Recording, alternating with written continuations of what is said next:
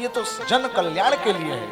शास्त्र में लिखा है न यत्र वैकुंठ कथा सुधापगा न साधवो भागवतस्तदाश्रया न यत्र यज्ञे यज्ञे समखो महोत्सवाः सुरेश लोकोपि न सैव सेव्यताम। जिस क्षेत्र में, जिसके घर में, जिस प्रांगण में यदि भगवान की कथा नहीं हुई हो, भगवान की दिव्य चरित्र नहीं हुआ हो, न यज्ञ समखो महोत्सवा, जिनके घर में पूजा पाठ यज्ञ आदि नहीं हुआ हो, तो कहते हैं वहां से देवता तत्क्षण चले जाते हैं। न सैव सेव्यताम, देवता लोग भी वहां पर सेवन नहीं करते। महाराज ये भी और बात सुन लीजिए कि जिस प्रांगण में, जिस क्षेत्र में कथा करी जाती है वहां पर साक्षात भगवान श्री कृष्ण जी उपविष्ट होते हैं, अन्यान्य देवी देवता उपविष्ट होते हैं। और यहां तक कहते हैं कि सर्वाणि तीर्थानि वसंति तत्र यत्रैव दारचता कथा प्रसंगः। आपको कहीं हरिद्वार जाने की आवश्यकता नहीं है, आपको कहीं बनारस जाने की आवश्यकता नहीं है। भैया पैसा होगा तब टिकट करा करके पूरे 24-35 घंटा जा करके हरिद्वार जाए तो डुबकी लगाए तो तक कहीं जा करके पापों का प्रक्षालन होगा। वो भी होगा कि नहीं होगा कोई गारंटी नहीं है।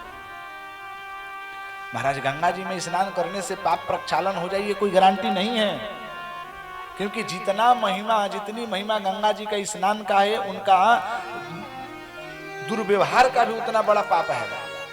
एक जगह लिखा है कि गंगा गंगेत यो ब्रूयात यो जनानाम सतैरपि मुच्यते सर्व पापेभ्यो विष्णु लोकम सगच्छति। जो व्यक्ति गंगा जी का केवल शब्द नाम ग्रहण करके गंगा में स्नान करता है तो कहते हैं करोड़ों पाप उसके तत्क्षण विलीन हो जाते हैं, भस्म हो जाते हैं। तो महाराज वहां से तत्क्षण पाप भस्म हो जाता है, लेकिन ये कोई गारंटी नहीं है। उसी गंगा में स्नान करने के लिए यदि आप चरण पादुका पहन करके जा रहे हैं, ध्यान दीजिएगा, आप गंगा स्नान करने तो गए लेकिन चप्पल पहन करके चले गए तो लिखे कि पदे पदे ब्रह्म पापम, एक एक पग पर आपको ब्रह्म हत्या का पाप लगता है। बोलिए जितना पुण्य है उतना पाप भी है, लेकिन कितना धन्य है जहां पर कथा होती है। तो कहते हैं सर्वाणि तीर्थानि वसंति तत्र यत्राचितोदार कथा प्रसंग। वहां पर समस्त तीर्थराज प्रकट हो जाते हैं जहां पर भगवान की कथा करी जाती है। बोलिए भक्तवत्सल भगवान की जय।